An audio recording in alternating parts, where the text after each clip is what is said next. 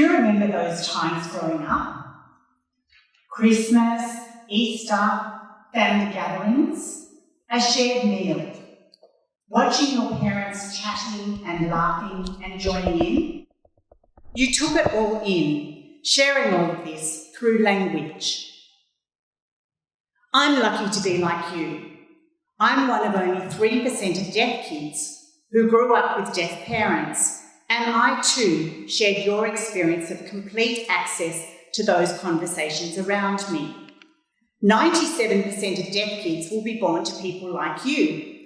We call you hearing. Those kids' experiences are different.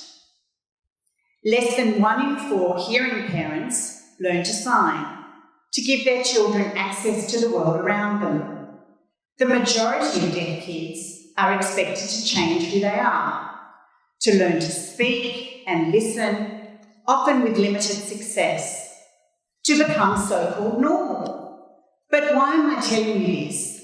Let me tell you about the research on mental health in deaf people. We know about the high rates of depression, anxiety, and suicidality experienced by deaf adults, and that number is growing faster than in the hearing population. Could it be that those childhood experiences of language deprivation play a part? That's what I wanted to find out. My position in this research is unique. I am a deaf researcher working within my community. Now look at this slide. The child here in the green t-shirt was born deaf, with full access to communication via sign language from birth. The child in the white shirt was also born deaf, but did not acquire sign language until later at 6 or 7 years old. Would their mental health outcomes in adulthood be the same or different? To answer this important question, I've designed 3 studies.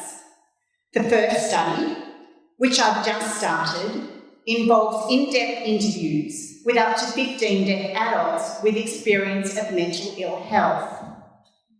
The second study is a national survey of over 300 deaf people to explore possible connections between language access at home and mental health in adulthood. In the third study, I will develop a series of statements to be ranked by deaf people on their priorities for service provision in this area. Through this work, I will generate deaf-centred recommendations for changes to mental health systems to decrease deaf mental health in the future.